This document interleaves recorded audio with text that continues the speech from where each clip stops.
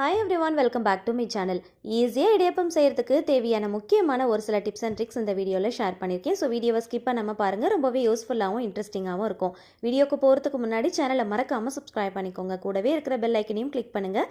அப்போ தான் நான் போடுற வீடியோஸ் உங்களுக்கு நோட்டிஃபிகேஷனாக வரும், நீங்களும் மிஸ் பண்ணாமல் பார்க்கலாம்.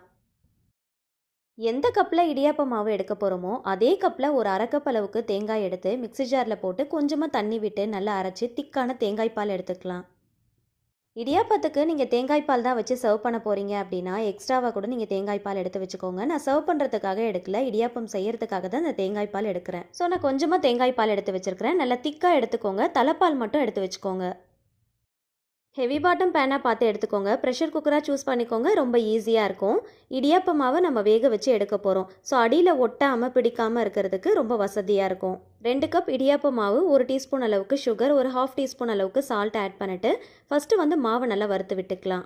இடியாப்பம் மாவை வறுத்துட்டு செய்யும் போது இடியாப்பம் நல்லா சாஃப்டாக இருக்கும். இடியாப்பம் பிழியும் போது அதுவாக உதிர்ந்து விழும் பார்த்தீங்களா, அந்த மாதிரி இல்லாமல் நம்ம உதிர்த்து விட்டால் தான் அது உதிர்ந்து விழும். ஸோ அந்த மாதிரி இருக்கிறதுக்கு இடியாப்பம் மாவை லைட்டாக வறுத்துட்டு செஞ்சுக்கோங்க. இப்போ எடுத்து வச்சிருக்கிற தேங்காய் பாலை இது கூட சேர்த்துக்கலாம். நான் நல்ல திக்கான தலைப்பால் மட்டும்தான் எடுத்து வச்சுருந்தேன். கரெக்டாக 1 கப் அளவுக்கு எடுத்து வச்சுருந்தேன். அந்த பாலை இது கூட சேர்த்துக்கலாம். 2 கப் இடியாப்ப மாவுக்கு நம்ம 3 கப் அளவுக்கு தண்ணி சேர்க்கணும். அதில் 1 கப் அளவுக்கு தேங்காய் பாலும் 2 கப் அளவுக்கு தண்ணியும் சேர்க்க போகிறோம். உங்களுக்கு தேவைப்பட்டுச்சு அப்படின்னா நீங்கள் 2 கப் தேங்காய் பால் 1 கப் தண்ணி சேர்த்துக்கலாம். அப்படி இல்லைன்னா 3 கப்புமே நீங்கள் தேங்காய் பால் கூட சேர்த்துக்கலாம். ஃபஸ்ட்டு 1 கப் அளவுக்கு தேங்காய் பாலும் 1 கப் அளவுக்கு தண்ணியும் சேர்த்துட்டு ஃபஸ்ட்டு நல்லா மிக்ஸ் பண்ணிவிடுங்க. மிக்ஸ் பண்ணதுக்கு அப்புறமா கடைசியாக 1 கப் அளவுக்கு தண்ணி சேர்த்துட்டு அதுக்கப்புறமா நல்லா மிக்ஸ் பண்ணிவிட்டு ஸ்டவ் ஆன் பண்ணலாம். இடியாப்ப மாவை வறுத்ததுமே ஸ்டவ் ஆஃப் பண்ணிவிடுங்க. ஆஃப் பண்ணதுக்கு அப்புறமா 1 கப் அளவுக்கு தேங்காய் பால் 1 கப் அளவுக்கு தண்ணி சேர்த்து மிக்ஸ் பண்ணிவிட்டு அதுக்கப்புறம் மறுபடியும் 1 கப் அளவுக்கு தண்ணி சேர்த்து நல்லா மிக்ஸ் பண்ணிவிட்டு அதுக்கப்புறமா ஸ்டவ் ஆன் பண்ணுங்கள்.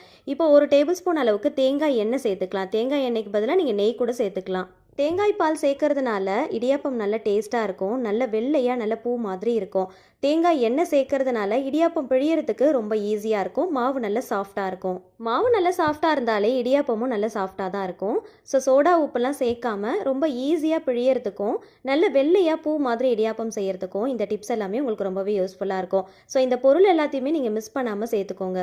தண்ணி தேங்காய் பால்லாம் சேர்த்ததும் ஸ்டவ் ஆன் பண்ணி ஃபுல் சிம் ஃப்ளேமில் வச்சு கைவிடாமல் மிக்ஸ் பண்ணிங்க அப்படின்னா இந்த மாதிரி கொஞ்சம் கொஞ்சமாக கட்டிப்பட ஆரம்பிக்கும். நல்ல ஓரளவுக்கு கட்டியானதும் ஸ்டவ் ஆஃப் பண்ணிடலாம்.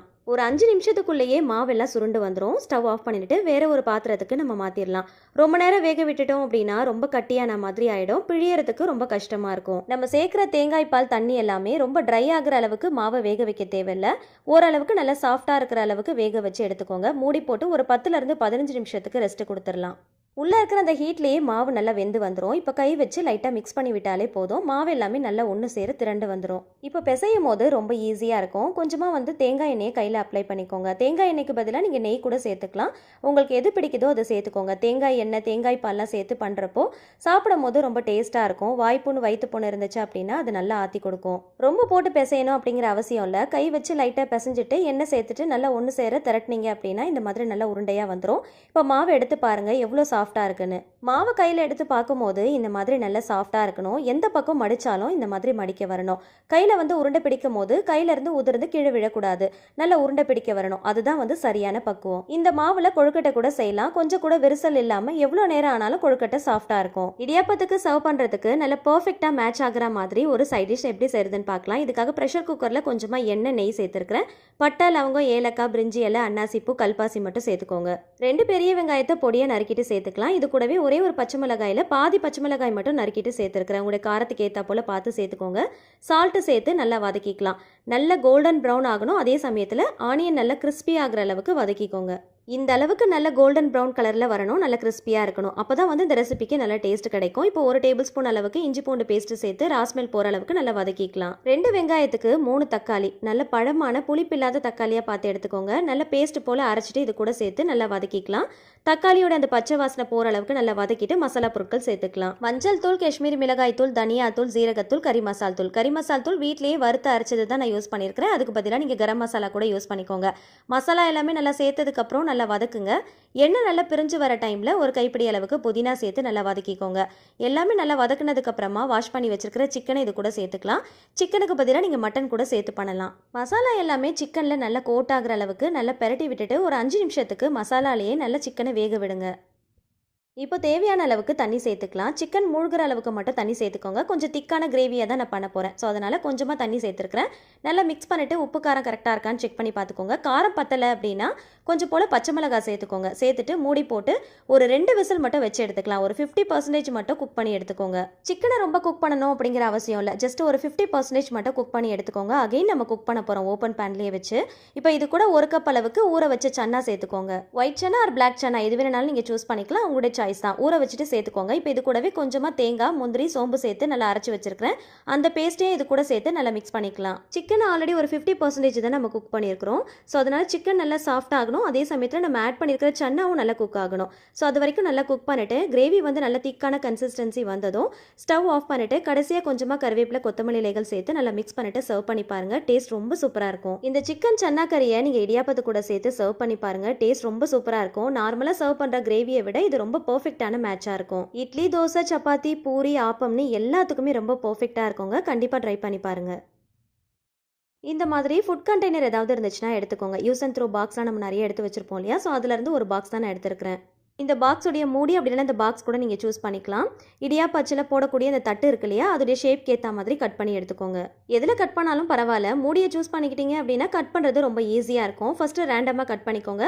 அதுக்கப்புறம் கரெக்டாக அந்த ஷேப்க்கு ஏற்ற மாதிரி சிசர் யூஸ் பண்ணி கட் பண்ணிக்கோங்க. கரெக்டாக அந்த தட்டுடைய சைஸ்க்கு ஏற்ற மாதிரி நல்லா பர்ஃபெக்டாக கரெக்டாக கட் பண்ணிங்க அப்படின்னா கரெக்டாக அந்த ரவுண்டு ஷேப்க்கு வரும். ஸோ ரொம்ப கூடவும் இல்லாமல் குறையவும் இல்லாமல் கரெக்டாக கட் பண்ணி எடுத்துக்கோங்க. இடியாப்பா அச்சுலையும் தட்டுலையும் கொஞ்சமாக கோகோனட் ஆயில் அப்ளை பண்ணி எடுத்துக்கலாம். அப்போ தான் வந்து பிழியும் போது ரொம்ப ஈஸியாக இருக்கும். மாவும் ஒட்டாமல் இருக்கும். அச்சில் ஃபில் பண்ணுறதுக்கு ஏற்ற மாதிரி சிலிண்டர் ஷேப்பில் நல்லா உருட்டி எடுத்துக்கோங்க. அப்போ ஃபில் பண்ணும்போது ரொம்ப ஈஸியாக இருக்கும். ரொம்ப போட்டு டம்ப் பண்ணிடாமல் நல்லா வந்து கொஞ்சம் கொஞ்சமாக எடுத்து நல்லா ஃபில் பண்ணி எடுத்துக்கோங்க. 3/4 அளவுக்கு மட்டும் ஃபில் பண்ணுங்கள். ரொம்ப ஃபுல்லாக போட்டு ஃபில் பண்ணணும் அப்படிங்கிற அவசியம் இல்லை. 3/4 அளவுக்கு போட்டுட்டு மாவு நல்லா ஃபில் பண்ணதுக்கப்புறமா நம்ம கட் பண்ணி வச்சுருக்கோம் இல்லையா? அந்த பாக்ஸுடைய மூடி அதை வந்து இந்த மாதிரி உள்ளே ஃபஸ்ட்டு போட்டுக்கலாம். போட்டுட்டு கரெக்டாக வந்து ஃபிட் பண்ணிக்கோங்க. இது போட்டதுக்கப்புறமா மூடி போட்டு க்ளோஸ் பண்ணி எடுத்துக்கலாம்.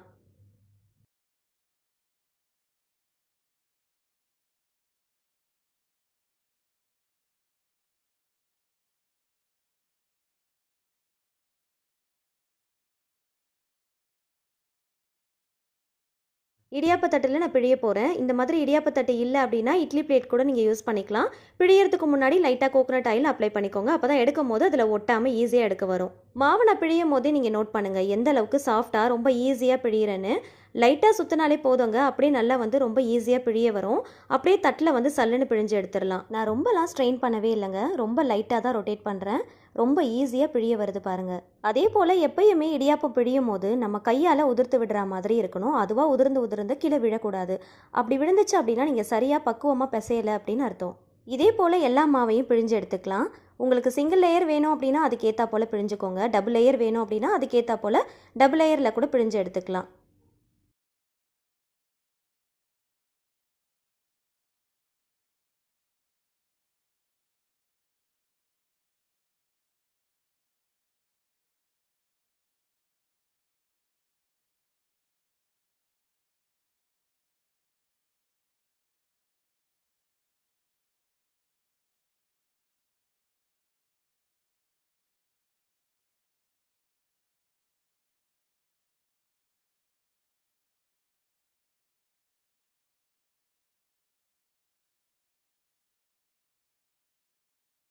போட்ட மாவு ஃபுல்லாகவே நம்ம பிழிஞ்சு எடுத்துட்டோம். இப்போ அச்சை ஓப்பன் பண்ணி பார்க்கலாம்.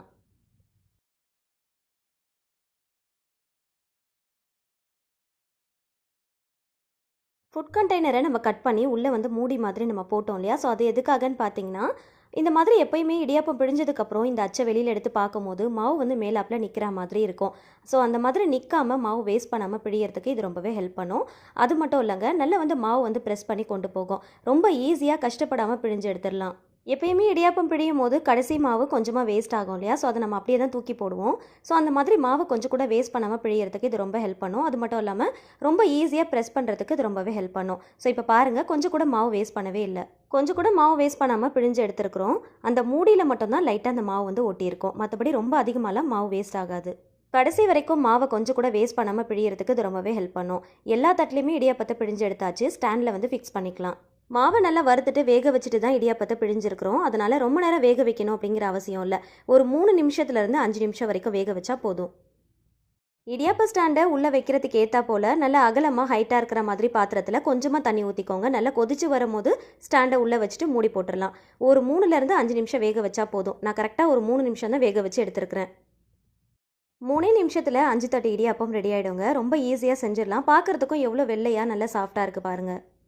இடியாப்பத்தை பிழியறதுக்கு முன்னாடி லைட்டாக ஆயில் அப்ளை பண்ணிட்டு தான் நம்ம பிழிஞ்சோம் இல்லையா? ஸோ அதனால் பிளேட்டை வந்து திருப்பி போட்டு லைட்டாக தட்டினாலே போதும். இடியாப்பம் கொஞ்சம் கூட ஒட்டாமல் பிளேட்லேருந்து அப்படியே வந்துடும். இப்போ பார்க்குறதுக்கும் நல்ல நூல் மாதிரி எவ்வளோ சாஃப்டாக இருக்குது பாருங்கள். நல்ல மெல்லிஸாக இருக்கும். கண்டிப்பாக இதே போல் நீங்களும் ட்ரை பண்ணி பாருங்கள். ரொம்ப ட்ரையாலாம் இருக்காதுங்க, செம்ம சாஃப்டாக இருக்கும். எவ்வளோ நேரம் ஆனாலும் அந்த சாஃப்ட்னஸ் வந்து அப்படியே தான் இருக்கும். நல்ல துணி மாதிரி நல்ல சாஃப்டாக இருக்கும். பார்க்குறதுக்கும் நல்ல வெள்ளை வெள்ளைன்னு இருக்கும். சோடா உப்புலாம் சேர்க்கணும் அப்படிங்கிற அவசியமே இல்லை. கண்டிப்பாக இதே மெத்தடில் நீங்களும் ட்ரை பண்ணுங்கள். நம்ம ரெடி பண்ண சிக்கன் சன்னா கறியோடு சேர்த்து சர்வ் பண்ணும்போது டேஸ்ட் ரொம்ப சூப்பராக இருக்கும். உங்களுக்கு ஸ்வீட்டாக சாப்பிட்றது பிடிக்கும் அப்படின்னா தேங்காய் பால், நாட்டு சக்கரை, வெல்லம் கூட வச்சு நீங்கள் சர்வ் பண்ணிக்கோங்க. கொஞ்சம் பெரிய சைஸில் இடியாப்பம் பிழியணும் அப்படின்னு நினச்சிங்கன்னா சாதம் வடிக்கிற வடிகட்டியில் பிழிஞ்சுக்கோங்க. அதுக்கு மேலே ஸ்டீமர் பிளேட்லேயும் ஒரு இடியாப்பத்தை பிழிஞ்சு வச்சுக்கலாம். அப்படி இல்லைன்னா நார்மலாக பிளேட் வச்சுருப்பீங்க இல்லையா, அதை கூட பிழிஞ்சிட்டு இந்த சாதம் வடிக்கிற வடிகட்டி மேலே நம்ம வச்சிடலாம். இந்த மாதிரி பெரிய பாத்திரம் யூஸ் பண்ணோம் அப்படின்னா ட்ரிபிள் லேயரில் கொஞ்சம் பெரிய சைஸில் இடியாப்பம் பண்ணிடலாம். ஸோ ரொம்ப ஈஸியாக வேலை முடிஞ்சிடும். ஸோ 3 இடியாப்பம் பிழிஞ்சு அதுக்கான டைம் வேஸ்ட் பண்ணுறதை விட இந்த மாதிரி ஒரே இடியாப்பமாக பெருசாக பிழிஞ்சிட்டோம் அப்படின்னா 2 பேருக்கு கூட நம்ம ஷேர் பண்ணிக்கலாம். ஒரு மிக்சிங் பவுலில் 2 கப் அளவுக்கு இடியாப்ப மாவு சேர்த்துருக்கிறேன். இப்போ இந்த மாவுக்கு தேவையான அளவுக்கு சால்ட்டு சேர்த்து நல்லா மிக்ஸ் பண்ணி எடுத்துக்கலாம். ஒரு பாத்திரத்தில் 3 கப் அளவுக்கு வாட்டர் சேர்த்துக்கலாம். 1 கப் இடியாப்ப மாவுக்கு 1.5 கப் அளவுக்கு வாட்டர் எடுத்துக்கோங்க. நான் 2 கப் அளவுக்கு இடியாப்ப மாவு எடுத்திருந்தேன், அதனால 3 கப் அளவுக்கு வாட்டர் சேர்த்துருக்கிறேன். வாட்டருடைய ரேஷியோ கொஞ்சம் கூட குறைய ஆனாலும் கவலை இல்லைங்க. இந்த மாதிரி மெத்தடில் நீங்கள் செய்யும் போது எக்ஸ்ட்ராவாக நீங்கள் தண்ணி சேர்த்துட்டா கூட பக்குவமாக பார்த்து பிசைஞ்சு எடுத்துடலாம். அந்தளவுக்கு ஒரு சூப்பரான ஒரு டிப்பு தான் இது. இது கூட ஒரு 2 டீஸ்பூன் அளவுக்கு தேங்காய் எண்ணெய் சேர்த்துருக்கிறேன். தேங்காய் எண்ணெய்க்கு பதிலாக நீங்கள் நெய் கூட சேர்த்துக்கலாம். இந்த மாதிரி சேர்த்து நல்லா கலந்து விட்டு நம்ம செய்யும் போது இடியாப்பம் வந்து நல்லா வாசனையாக இருக்கும். சாப்பிட்றதுக்கும் நல்லா டேஸ்ட்டாக இருக்கும். இப்போ ஒரு சின்ன பவுலில் ஒரு 2 டீஸ்பூன் அளவுக்கு கார்ன்ஃப்ளவர் எடுத்துக்கோங்க. அது கூட கொஞ்சமாக தண்ணி சேர்த்து கட்டி இல்லாமல் தனியாக கரைச்சி எடுத்து வச்சுக்கோங்க. இந்த கார்ன்ஃப்ளவரை எதுக்காக யூஸ் பண்ண போகிறோம் அப்படிங்கிறத நான் உங்களுக்கு சொல்கிறேன். கார்ன்ஃப்ளவர் இல்லை அப்படின்னா இதுக்கு பதிலாக மைதா மாவு இல்லைன்னா கோதுமை மாவு கூட நீங்கள் எடுத்துக்கலாம். 2 ஸ்பூன் அளவுக்கு மட்டும் எடுத்து தனியாக கரைச்சி எடுத்து வச்சுக்கோங்க. இப்போ தண்ணி வந்து லைட்டாக ஹீட் ஆகும் போதே நம்ம கரைச்சி வச்சிருக்கிற மாவை இது கூட சேர்த்து நல்லா கலந்து விட்டுக்கலாம். தண்ணி ரொம்ப கொதிக்கக்கூடாது. லைட்டாக சூடாகும் போதே நம்ம கரைச்சி வச்சிருக்கிற மாவை இது கூட சேர்த்து லைட்டாக கலந்து விடுங்க. இந்த மாதிரி சேர்க்கும் போது லைட்டாக வந்து கலங்கலாக இருக்கிற மாதிரி இருக்கும். ஸோ இந்த ஸ்டேஜ்லேயே ஸ்டவ் ஆஃப் பண்ணிவிட்டு இடியாப்ப மாவை இது கூட சேர்த்து நல்லா கலந்து விட்டுக்கலாம். கார்ன்ஃப்ளவர் சேர்க்கறதுனால இடியாப்பம் நல்லா வெள்ளையாக இருக்கும். நல்ல ஒரு ஷைனிங்கான லுக்கு கிடைக்கும். அதே போல் நாள் முழுக்க வறண்டு போகாமல் நல்லா சாஃப்டாக இருக்கிறதுக்கு இது ரொம்பவே ஹெல்ப்ஃபுல்லாக இருக்கும். இதே டிப்பை நீங்கள் கொழுக்கட்டை செய்யும் போதும் யூஸ் பண்ணிக்கலாம். கொழுக்கட்டை விரிசல் விடாமல் செய்யறதுக்கு இந்த மாதிரி கார்ன்ஃப்ளவர் சேர்த்துக்கிட்டீங்க அப்படின்னா கொழுக்கட்டை செய்யும் போது கொஞ்சம் கூட விரிசல் வரவே வராது. அதே போல் கார்ன்ஃப்ளவர் சேர்த்த உடனே ரொம்ப கொதிக்க விட்டுறாமல் ஸ்டவ் ஆஃப் பண்ணிவிட்டு இடியாப்ப மாவு சேர்த்துக்கோங்க. இடியாப்ப மாவு சேர்த்ததுக்கு அப்புறமா நம்ம ஸ்டவ் ஆன் பண்ணிக்கலாம். சப்போஸ் நீங்கள் பிகினஸாக இருக்கீங்க அப்படின்னா இந்த மெத்தடில் ட்ரை பண்ணி பாருங்கள். சொதப்பாமல் ரொம்ப சூப்பராக வரும். எக்ஸ்ட்ராவாக வாட்டர் ஆட் பண்ணிட்டா கூட கவலையே இல்லை. பார்த்து பக்குவமாக செய்யறதுக்கு இந்த டிப் கண்டிப்பாக உங்களுக்கு ரொம்ப ரொம்ப யூஸ்ஃபுல்லாக இருக்கும். ஸ்டவ் ஆன் பண்ணிவிட்டு கலந்து விடுங்க. எவ்வளோ தண்ணி சேர்த்துருந்தாலும் நல்லா வந்து கெட்டியாகிற அளவுக்கு நல்லா கலந்து விட்டுக்கோங்க. இந்த மெத்தடில் செய்யும் போது எக்ஸ்ட்ராவாக வாட்டர் நம்ம ஆட் பண்ணிட்டா கூட மாவு வந்து பார்த்திங்கன்னா இந்த மாதிரி ஸ்டவ் ஆன் பண்ணிவிட்டு கிளறும் போது மாவு தண்ணி நல்லா உறிஞ்சிரும். நமக்கு பக்குவம் வந்து ரொம்ப கரெக்டாக வந்துடும். சேர்த்துருந்த தண்ணி எல்லாத்தையுமே மாவு உறிஞ்சிருச்சு. இந்த அளவுக்கு கொஞ்சம் சாஃப்டாக இருக்கும் போதே ஸ்டவ் ஆஃப் பண்ணிடலாம். ரொம்ப கெட்டியாகிற அளவுக்கு நீங்கள் கலக்க வேண்டாம். இந்த அளவுக்கு நல்லா சாஃப்டாக இருக்கும் போதே ஸ்டவ் ஆஃப் பண்ணிவிட்டு மூடி போட்டு வச்சுருங்க. ஆல்ரெடி வந்து மாவு நல்லா வெந்து தான் வந்திருக்கும். இந்த ஹீட்லேயே மாவு இன்னும் கொஞ்சம் நல்லா வெந்து வந்துடும். கை பொறுக்கிற சூடு வரும்போது கையில் கொஞ்சமாக ஆயில் அப்ளை பண்ணிவிட்டு லைட்டாக கலந்து விட்டாலே போதும். ரொம்ப போட்டு பிசையணும் அப்படிங்கிற அவசியம் இல்லை.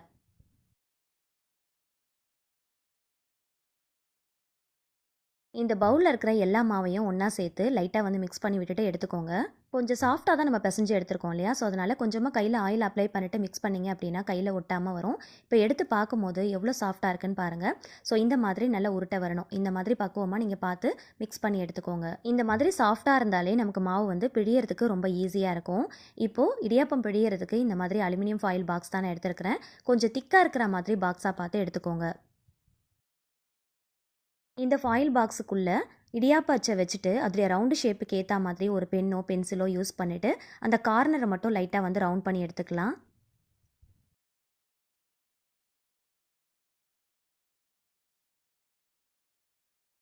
நம்ம யூஸ் பண்ணுற இடியாப்ப அச்சுடைய அந்த ஷேப்புக்கு வந்து வரைஞ்சி எடுத்துகிட்டு இந்த மாதிரி ஒரு நைஃப் யூஸ் பண்ணி கட் பண்ணி எடுத்துக்கோங்க.